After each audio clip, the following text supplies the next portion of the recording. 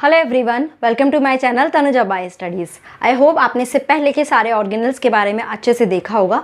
अब हम बात करते हैं नेक्स्ट ऑर्गेनल की, that is the cytoskeleton. As well as हम बात करेंगे सीलिया और फ्लैजिला के बारे में। ठीक है, ये पूरे चैप्टर में सारे ऑर्गेनल ही अपने आप में बहुत इंपॉर्टेंट टॉपिक है।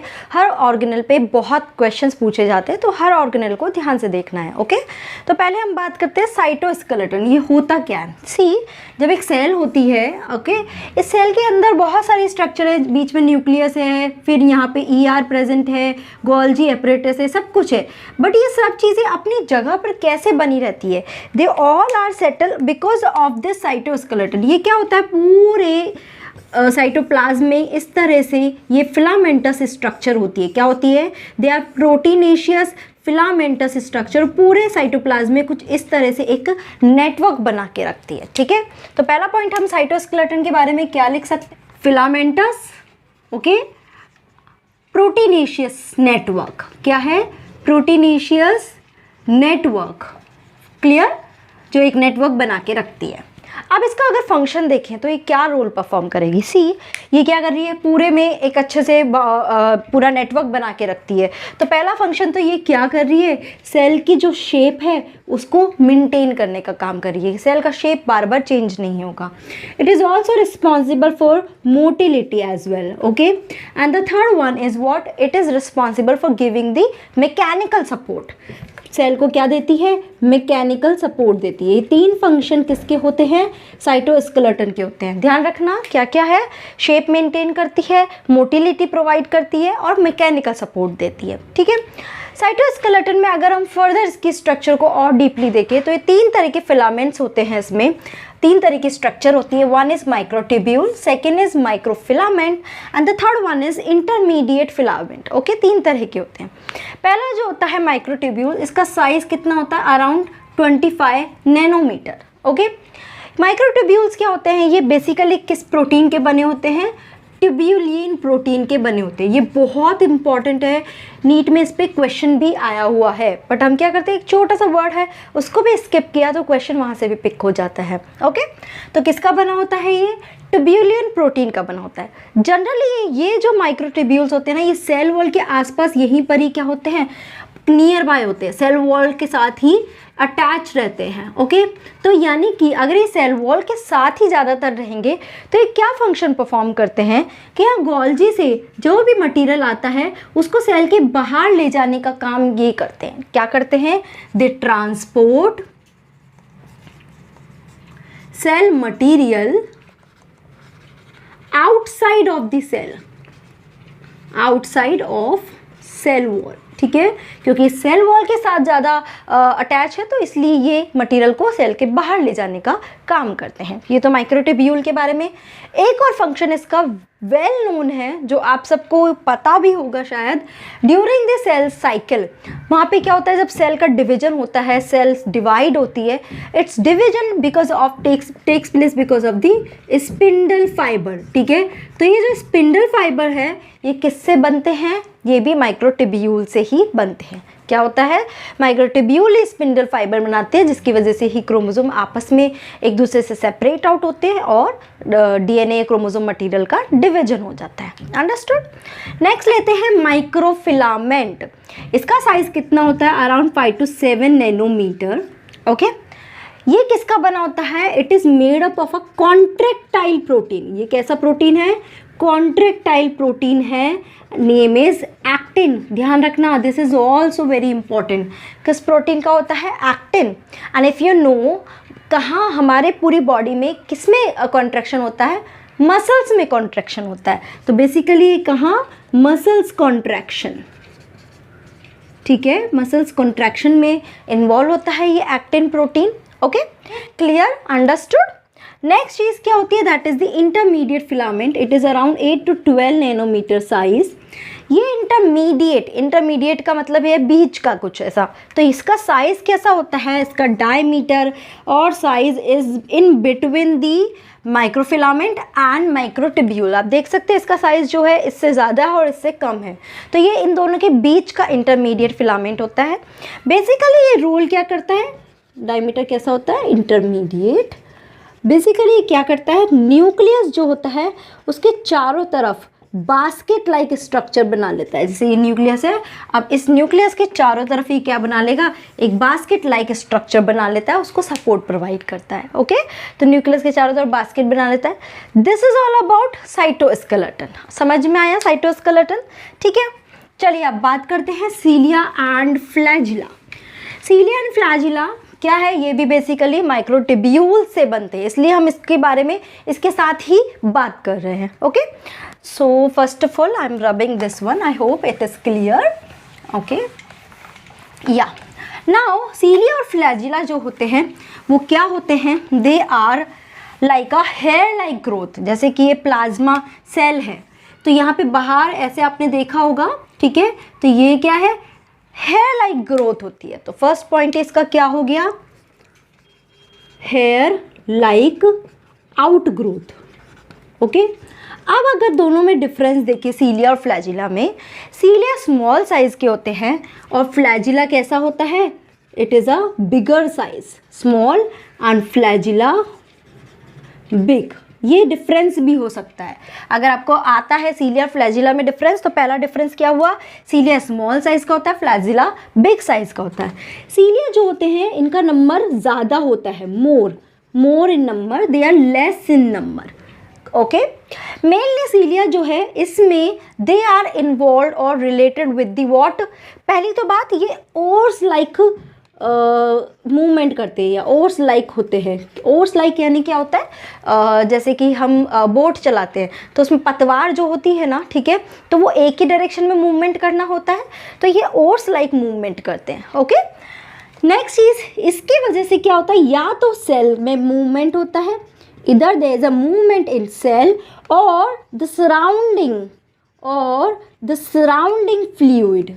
ठीक है, क्या करते हैं, या तो सेल में मूवमेंट क्रिएट करते हैं, लोकोमोशन क्रिएट करते हैं, या फिर सराउंडिंग जो फ्लूइड है उसमें मूवमेंट करते हैं। समझ में आया? ठीक है, इसके अलावा ये क्या करते हैं, अटैचमेंट का काम भी करते हैं, फीडिंग का काम भी करते हैं। बट फ्लैजिला क्या होता है, ये बेसिकली सेल मूवमेंट का काम करता है।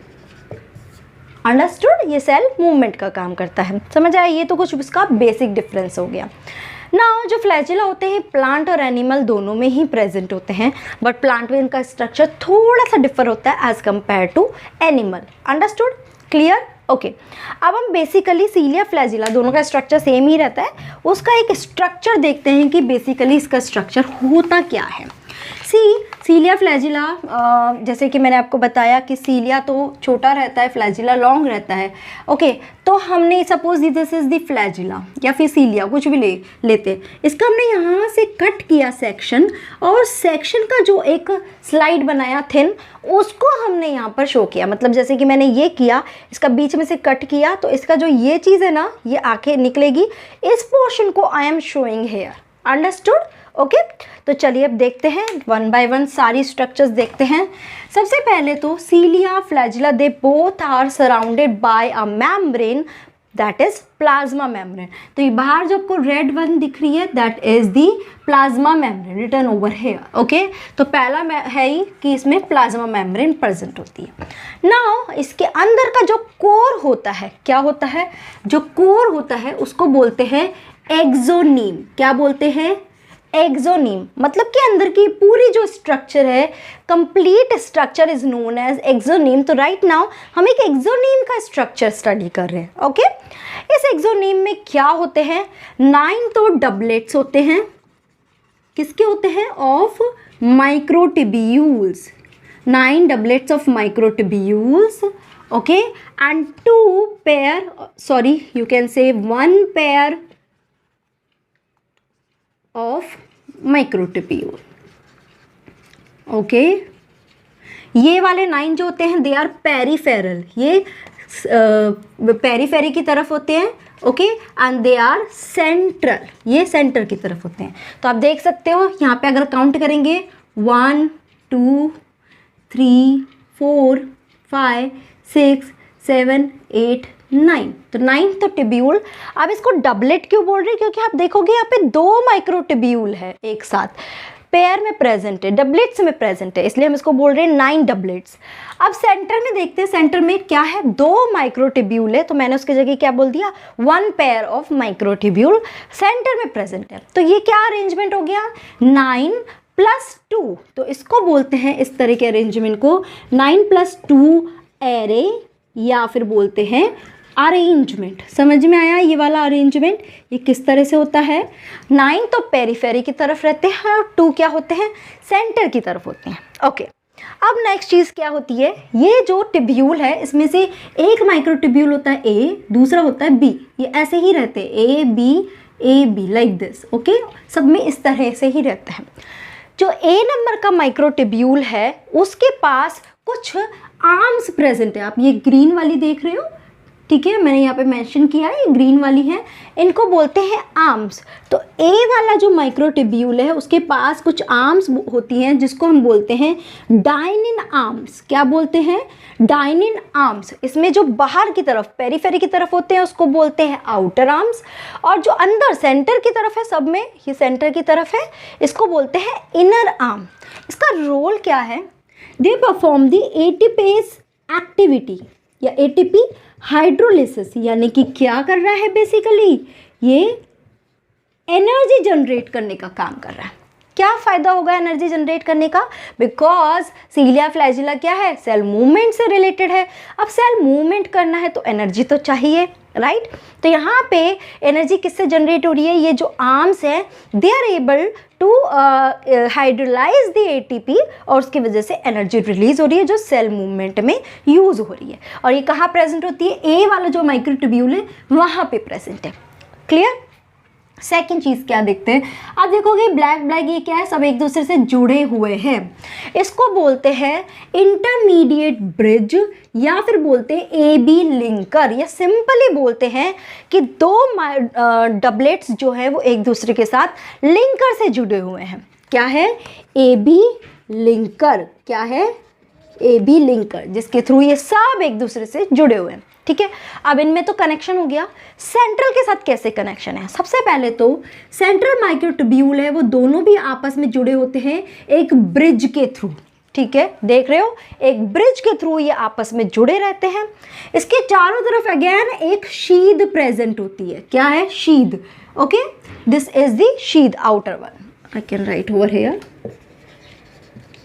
ओके, नाउ अब ये सारे डबलेट्स इससे कैसे जुड़े रहते हैं, आप देख रहे हो, सब में ए माइक्रोट्यूब्यूल एक से ही अराइज होगा, एक यहाँ पे लाइन अराइज हो रही है जिसको हम बोलते हैं रेडियल स्पोक। क्या बोलते हैं, इस पूरी लाइन को क्या बोलते हैं, रेडियल स्पोक।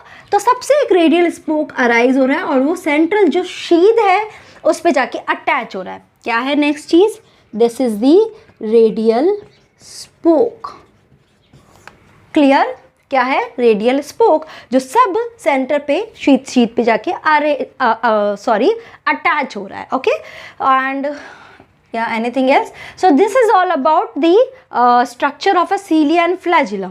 ये जो स्ट्रक्चर होती है ये सेंट्रोसोम्स जिसको बोलते हैं उससे अराइज होती है, तो इसलिए इनको क्या बोलते हैं, they are also called as the basal body, या एक दूसरा नाम बोलते हैं ब्लीफेरोप्लास्ट। ओके, क्या बोलते हैं, बेसल बॉडी या ब्लीफेरोप्लास्ट। ठीक है, ये उनका नाम बोलते हैं because they arise from the centriole. Okay, functions की बात करें, बेसिकली फंक्शन क्या है, सेल मूवमेंट में।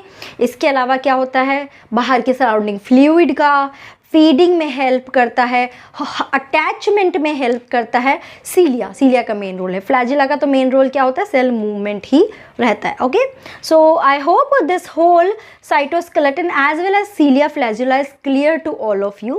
If you have any doubt in this video, please let me know through comment section. Thank you so much guys for watching this video.